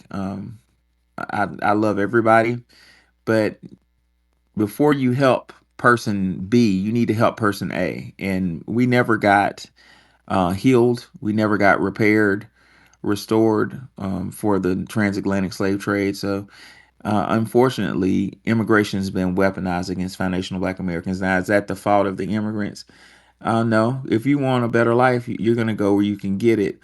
But it is the fault of the leaders of the United States of America. And what people need to understand is the leaders have and the dominant group have always used immigrants as a buffer class against foundational Black Americans, and it's we're past time to get where we're owed. It's not going away. If I have to be a champion on this issue, maybe I need to run for office. I've never wanted to be political, but I'm starting to see. I had a psychic aunt. My aunt June raised me. I'm gonna write a movie script about her one day. Her life was so fucking amazing. June, a lot of people in my family look white, and June looked like a little Italian white lady. And she, in the '60s, she, when civil rights happened, she got the schools had like diversity. They had to accept colored girls. So the Catholic Church accepted two colored girls in Tulane University School of Nursing in well, but anyway, she's a great person. um, let's go to the Black. Can you hear me, Black? I think it was on 7 on no taxation. I know they was before me. Before I was And born. y'all, please forgive me. My thing does not show hands. The only hands I see right now, and I see everybody's face, but And then we know you don't like to wear your I glasses, got but it's glasses all on right. today, man. Yes, What? sir. Don't make me bust out a picture. I got them glasses on today, man. He said, "What?" But I don't like wearing glasses. I mean, the Black. I Don't feel bad. I don't either. I hate wearing I my used to have glasses. perfect vision, man. Like I could see shit like a fucking Superman. And in the last year, everything then when it got blurry, it's like, what the fuck? Getting older. But go ahead. We're gonna go ahead, seventh ward. I see your hand, but I didn't see no taxation. Matter of fact, I don't see no taxation. Oh, I see her, but I didn't see her hand. Go ahead, seventh ward. We'll do no taxation and then the black. Yeah, all right, thanks. Does is Joy Reid a propagandist? Yeah, she is, of course. Uh, is she black? Nope. Black is not a color; it's a lineage in Hello, America. And if you're not an American slave descendant, you ain't black. facts. Just like, yeah, Joe Biden, if he said that, maybe I would have liked him. If you're not an American slave descendant, you ain't black. But anyway, uh, the you earlier you had mentioned Noam Chomsky. Uh, Hmm.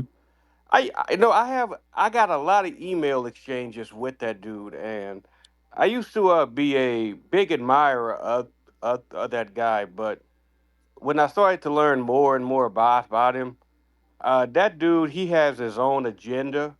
Yep. He mentions white supremacy, but he only mentions it when it's convenient to his narrative. He doesn't see it as the be all end all as we do. He sees more of things as class and everything like that, but we know that, hey, class is out the window when it comes to your genetic survival. Right. So like Germans and British, they will team up on us if it means that their recessive genes propagates. And I don't know why he never saw it that way. I never because I used to debate him, and I stopped debating him when he started quote mining me, because I used to refute his points. And Chomsky is probably the best debater I've ever seen, but when I debated him, he started to lose his shit. So I had to stop following that guy. And another reason I had to stop following him is because he believes this illegal immigration from Latin America is caused by US foreign policy, and he says they're fleeing our crimes. That's bullshit. No, Hmm. if we should be fleeing the crimes more than anybody, but we Right. stay put. So I just had to stop. I had to stop fucking with that guy. And yeah, with that, I yield the mic. Well, seven. I'm glad you brought that up because what we need to do, learn how to do. And I'm not wagging a finger. I'm learning more than y'all are. Y'all are the master teacher to me. But what we need to learn as a group is to eat the meat and spit out the bones. And I'm really proud that I've done that with Noam Chomsky.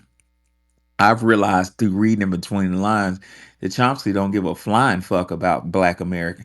Matter of fact, in seven in I don't know if you had a chance to read Manufacturing Consent, but he don't even mention us in Manufacturing Consent. He talking about No, Hispanics. We're not no, mentioned. he Why doesn't. in the fuck? Why in the fuck would you write a book about inequality and not mention foundational Black Americans? But here goes the point, seven. The point is Chomsky is brilliant in his analysis. So I look at his analysis and I apply it to us. But in all honesty, he should have had some examples of us in his book. Yeah, I admire the guy because he's a linguist, and his stuff like the Chomsky hierarchy and all that stuff. Yeah, he's a brilliant linguist. He's probably the greatest linguist of all time. I mean, like this. I don't think really people understand how big of a contribution his scientifically his linguistic stuff like syntactic structures and things like that.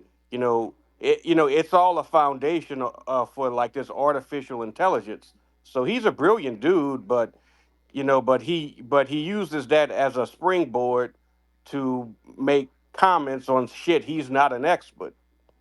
Well, I'm glad you said that because, ladies and gentlemen, those of you who know Chomsky, and maybe Seven doesn't know this, but Chomsky, in his last thesis on linguistics, Chomsky was looking for the origins.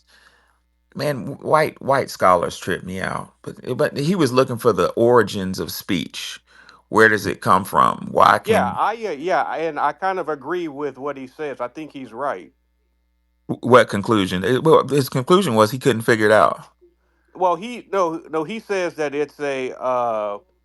it's just an evolutionary mutation, and I think he's right because because you got before, he thinks it happens about 100,000 years ago, and he may be on to something because 100,000 years prior, we were still primitive and stuff like that. Then we invent language, and then after that, you start to see tools and stuff like that, and so he may be on to something there. And I also agree with him that language is not for communication. The majority of language is just an expression of a thought. I agree with him on that stuff. Yeah, I don't challenge him on his linguistic acumen. Well, I'm paraphrasing him, but he said something about it's basically he has good theories, but his identification of how where speech came from is inconclusive, and basically there's really no way of finding out. And I thought that was real interesting because Dr. Frances Cress Welsing says that Europeans are not, in her Cress theory, she says Europeans are not connected to the universe, and therefore, um, those jeans look cute on you, but they are they're not connected to the universe. Therefore, they can't conclude. Basically, it's a long story, but that lack of melanin, and lack of contact to the greater all of the universe, um, keeps them from understanding certain levels of information.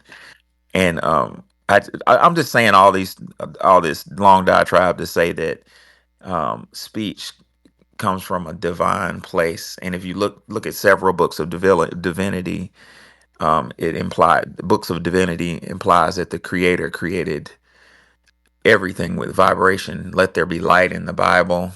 um, the Shabaka stone, in the beginning there was darkness, and the darkness began to breathe, and the darkness realized it can do what it dream. Darkness began to dream, and the darkness realized it could dream. It could do what it dreamed about. Let there be light. Like, it's vibration. So I think that a lot of things that they go to try to understand are imperceivable to them. So and Chomsky, in all his brilliance, I don't think he has the ability to perceive the same amount of reality as, say, George Washington Carver, you know, or me, or you. That's just my little theory on it. But I appreciate your submission, Seven. It's always a pleasure. Um, Now I think we're going to the black.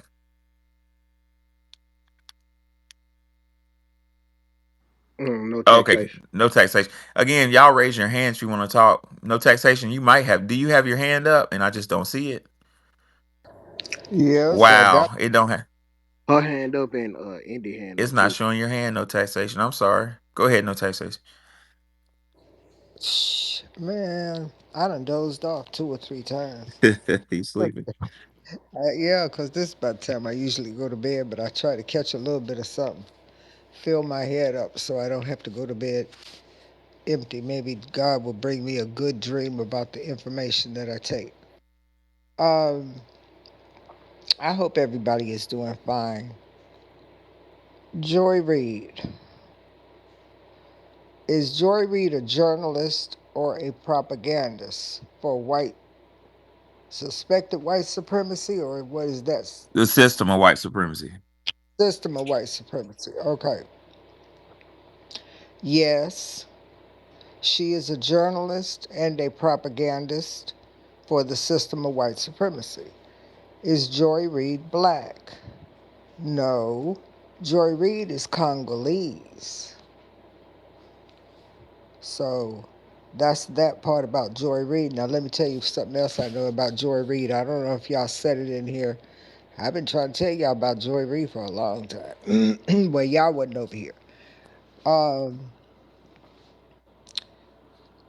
when Kamala was running for senator,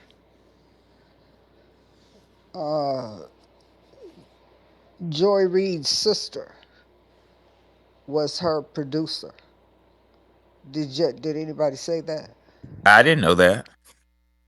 Yeah, her sister. She got a sister. Kamala does, and that was Joy Reid's producer, and that's how Joy Reid really got on. Because of course she's putting her sister in the light and delivering the news on her sister and blase blazoo. You know how the game go. And she did such a good job that she really helped her get into the Senate. And you could tell that after, because Joy Reid started looking better. She looked like she had a little more, a nice little coin in her pocket. Okay.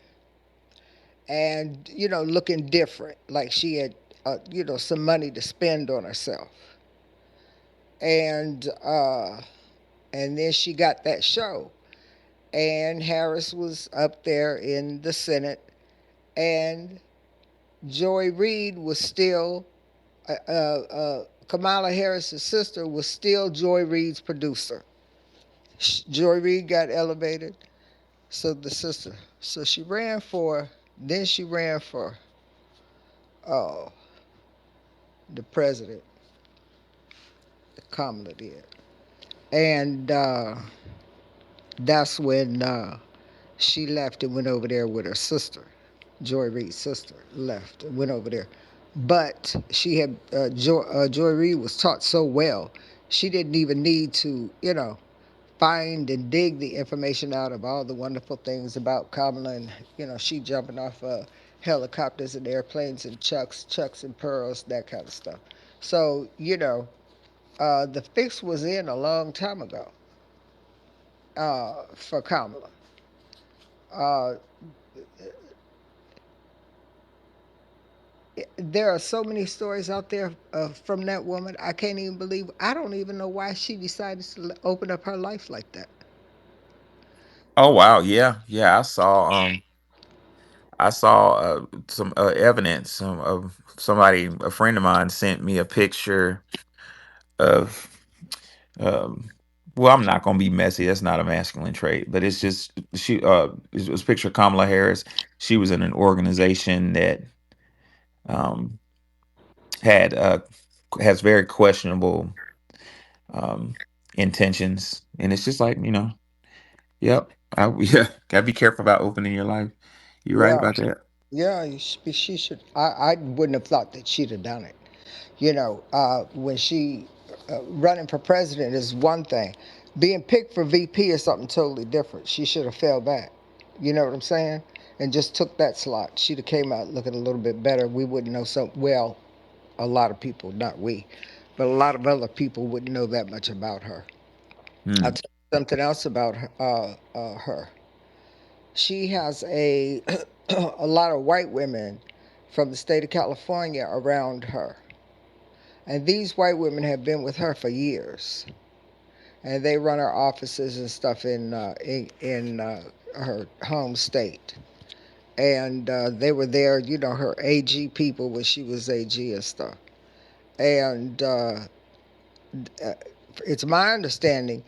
I heard that they were no good when they were in Cali. Okay, I heard about them in Cali. Her office staff, I'm talking about, Harris's office staff. I heard that they were no good in Cali. A lot of white women, they don't like white women. I sent a spy down there, and the spy came back and told me the truth. The truth is, they're nasty people. Them white women just act nasty towards people. They don't know how to talk to people. They don't want you down there, all of that. And so she took those same people and went to D.C. and she used them for her office staff, and it made her very unapproachable. And so I wonder if that's why she had to sit where she was sitting in the Hart building, because as soon as you come in, you're not even going through security. You're just now putting your bag on the security thing, for it to go through. If you look to the right, her office is right there. Ain't nothing else down there but security in her office, and I just find that very strange. I said maybe because People act so nasty. They don't want them sit because you go upstairs. You know how it is. You work in an office building. It's like you got to think of it as an office building, and people have offices, and people go in and out of their offices, and all that kind of stuff. When they go in and out of their offices, they don't see none of the other people in the office building. They just see themselves. I just find that very strange. So she came in strange. She acts strange. I had a conversation with somebody today. Um, talking about why she lost. She lost for a myriad of reasons, but the biggest one is that ain't nobody voting for nobody that done messed up their money. And that's just what happened in America. It's always about the money. Right. So, you know, Yeah, right. We're gonna I appreciate your submission, no taxation. We're gonna close in a little bit. So I'm gonna go ahead and go to I think it was independent. I'm not sure if it was independent or last. Let me tell you the hands I see. I see independent, Alas, and Rob the Whip. Does anybody else have their hand up? The black had his hand up. Yeah, it's not showing me the hands. Go ahead, independent. Yeah, thanks for letting me speak. I'm going to answer your questions here. Is Joy Reid a journalist or a propagandist for the, might as well say, white establishment? Yes. And is Joy Reid black? No. So back in the way back, I used to watch MSNBC. I remember when Joy Reid started. This is when I was a Democrat. It's ironic to have watched her evolution. Is a good way to say it, right? I mean, she came on MSNBC looking real rough, just looking for some, I don't know if you want to call it just a clue, you know what I'm saying, a lift up or whatever it is, right? At then that point she was actually just reporting news and facts. And as she progressed and got on shows where she was able to be on panels, not just kind of be a commenter and a commenter here and commenter there on whatever show. But she was able to be a panelist. And then it went from a panelist to her covering, election night. You notice that her hair started getting a lot different from when she started. She was definitely able to buy more expensive wigs. Um, then it went from there to her hosting a weekend show, and yeah, I mean, then they was doing her makeup. And then it went from there to the Joy Reid, program. And even that evolution was amazing because it's like she went from, you know, longer wigs to blonde hair to finally wearing the same hair that she actually had at the beginning when she started on MSNBC, but it was blonde. But meanwhile, between time, it was obvious that she was a chaos agent, right? I mean, what she wanted to do was to place a predestinated agenda from, I'm assuming, her handlers inside of Black Americans' heads that watched her show. I mean, it was Right. obvious, you know, and for it was sad, that some of our people couldn't figure her out. Like, I mean, they were, you know, watching. I mean, just kind of like mesmerized, by whatever it is, even if it was a straight up lie that she said. And I mean, I'll be honest, I'm glad she got fired. The reason why I'm glad she got fired is because I didn't think she was doing anything to advance and uplift our people, right?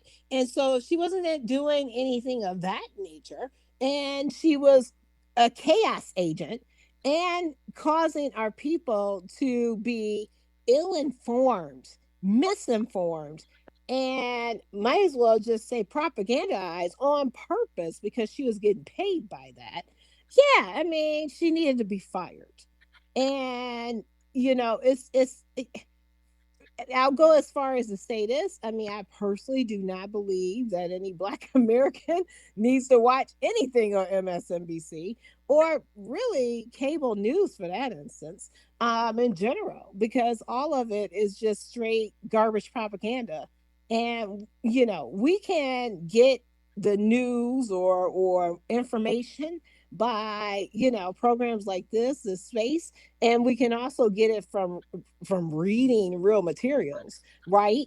That's what we need to do. We need to stop just relying on that traditional propagandized cable white control media in order to tell us what it is we need to know. So with that, I'll give up the mic. Thank you. Oh yeah, and Interesting. I wonder go ahead. when. Do you think OJ is when the news changed? Because I remember when they just used to say the news. This happened, that happened, there was an accident over here, the weather's like this. And then all got mad at OJ and opened up all these news things Yeah, to Wani, complain about him. And that then it that's just that's went so downhill from there. that's so interesting, Wani. I think you're right because if you think about it, the the media apparatus convicted OJ in a jury of public opinion, and it backfired on them. So, like I said, the system of white supremacy study. They go to think tanks and study, and I've heard many people say that when OJ was not guilty, they sat back to study what went wrong. You know what I'm saying? Hey, Court TV started with OJ that. Simpson was my childhood. That trial, man, I know it front to back. Yeah. And do you remember the news changing? Because I don't remember, cable Hard copy. stations with whining and just super biased and crying and then being this Imus in the morning calling people nappy headed hoes and welfare queen comments. All of these types of things I never heard of before those Well, times. that verdict, white people took the L of L's, and they've been butthurt about it ever since. It changed things Yeah. big time. It Yeah. changed the news, I believe, or maybe a series of things. I can't say for sure, but we used to just get straight, dry news. Yeah, A. but when those Furman tapes came out, it just like they couldn't spin it, so they just Mm-hmm. said fuck it, let's just be upfront with it. Yeah, let's just get on the news and whine and create a bunch of different channels to whine about how this isn't right or whatever. And then they just started whining about everything and being biased as hell. Yep. Yeah, it deteriorated, and but but now we're gonna open up a can of worms. The question then becomes: Is was the news ever real? One of the most Who was the most trusted man in news in the '60s and '70s? Walter Cronkite, right? Well, I've been shown a video. Somebody analyzed Walter Cronkite when he was covering the Vietnam War. And they said the only problem with Walter sounds great, but the only problem with him is he has a trench coat on. And I was like, oh shit, you're not supposed to be wearing a coat in Vietnam. Vietnam's tropical. So where was he? You know what I'm saying? Right, that's another issue. Um, I was just gonna say, I'm not sure what this is that we're listening to. Is it just because a lady that was speaking said they like looking at Joy Reid? Why? Why would anyone want to look at her? It, it's offensive. Just her face alone would make me not want to watch it.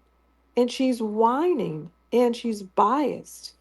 And I don't understand it. Is it like a battle of the biased people on these channels? It makes no sense. I mean, there is no news. Just tell me the news and go away. We don't want to hear your opinion and Trump is bad and this person did this and that. Why do they think that's news all of a sudden?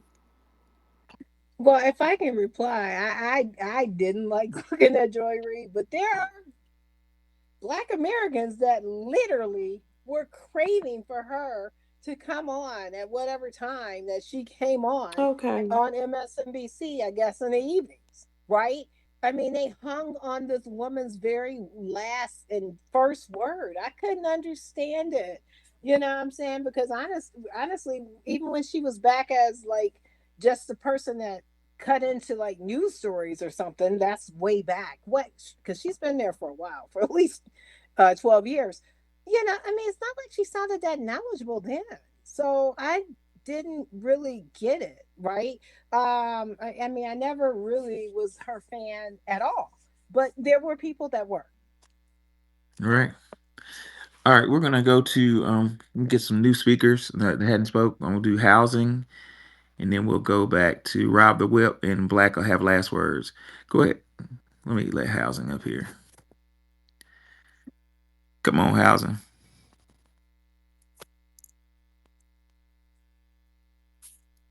Go ahead, housing. Good evening, everyone. Ronnie, Yes, Professor. sir. Good to see you. This is my likewise. I just sit back and was just listening to a lot of stuff. When it comes to Joy Reid, this is my take. A lot of people who sit and watch news over the years, they just like to be directed and told what to do. Yep. Basically that's it. And we know she's a plant. We know that she does nothing good when she talk about uh, stuff that comes on TV and it's about black people. She downplays a lot of the stuff. And also, only thing you hear her talk about is immigration, LBGT, and the last one I think done it. You know, they really looked at her like she supported that book about the Wani just spoke on a little while ago. All boys are blue. What was that? All boys are blue. Yes. I mean, really? But being that she's from abroad, she's not from here, and she don't come up under us. She don't think like us. Black America got a different mindset. We think like we keep it real simple when it comes to raising the children. You know, shut up, go in the room with grown folks talking. Right. You know, they don't understand that concept at all. So now is what they're doing now is just basically like attacking the kids. They just basically attacking them. And another thing about Joy Reeves is that she looking for sympathy now. Why are you crying? For what? But as we said, with all of them, if you notice, when they done with their tools, what? They break them. I'll land my plane there. Yep. Supremacy always damages, always destroys its tools. That's very true. We're gonna go to Rob the Whip. Go ahead, Rob.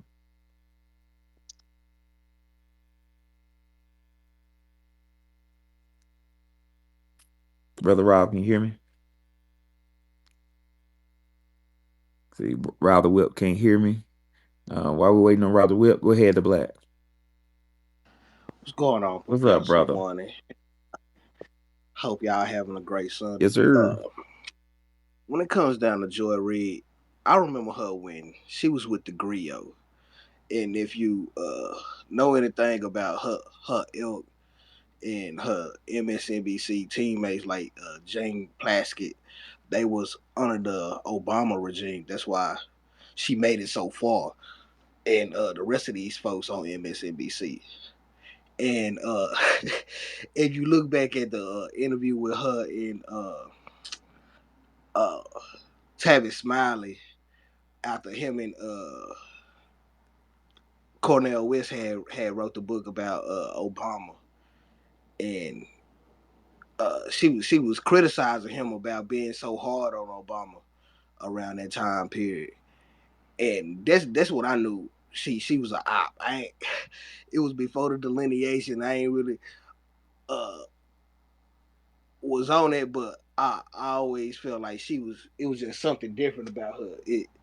And when she got on MSNBC after he won, you know, she took Tiffany Cross spot, she got replaced by her. And it's funny because even though I don't like Tiffany Cross being a Democratic shield, she is.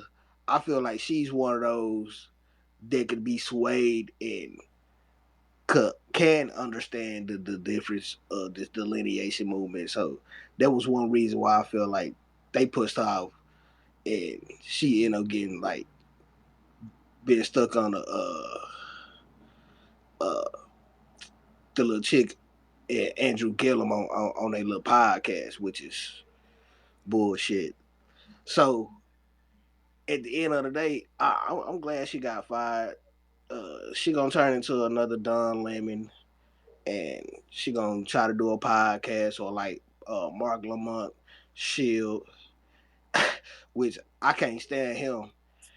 Another former griot person, which the griot period, it has went away from how it originally was when it was TV1 News before they separated with Roland Martin, and Roland Martin just went crazy and went downhill. So I feel like the Obama generation dismantled the old regime of the black news, separating the elders that were still kind of keeping the code, but was playing the game and understood it. And this next generation of these each a young type of elders have took over because they've been waiting in the ranks to take over anyway when it comes down to this entertainment, and now we're seeing that they're fake, and the ones that's been playing their role and waiting in line to be the next up, they see that it's too late. They haven't got in. Kind of like the boy Warren was talking about earlier, because I was sitting in that room and I was thinking the same thing. Like, why y'all just didn't do a Zoom call, and if y'all wanted to uh have it public, you could have just made a video and posted it. But I guess they feel like since we controlling Twitter, and Twitter back then was the avenue to understand the conscious black mind, and the Democrats don't know what to do right now.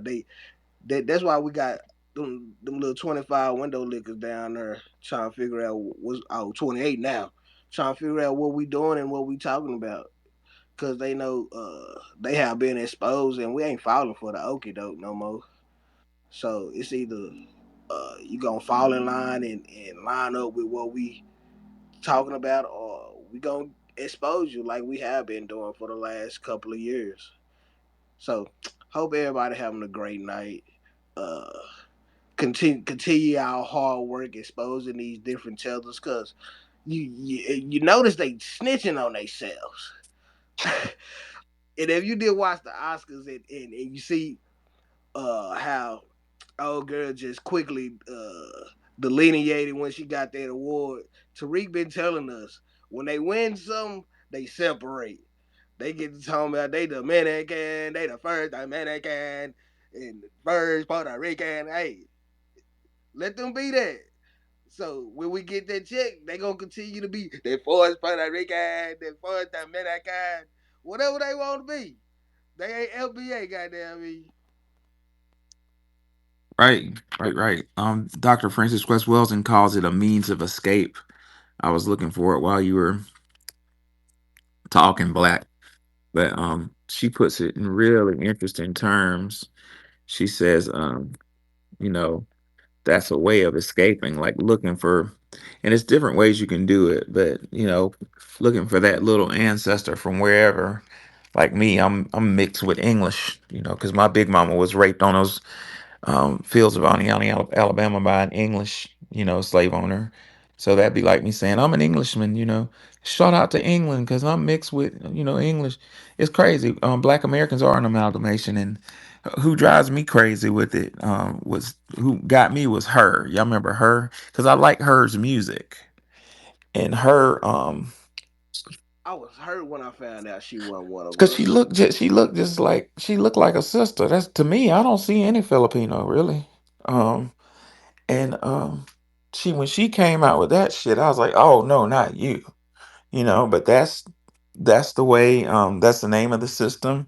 It's a means of escaping who we are. But watch, since we've delineated and since we've been showing pride even on spaces of who we are, watch the tables don't turn and people start claiming us. That's the next thing. I'm drawing a prediction.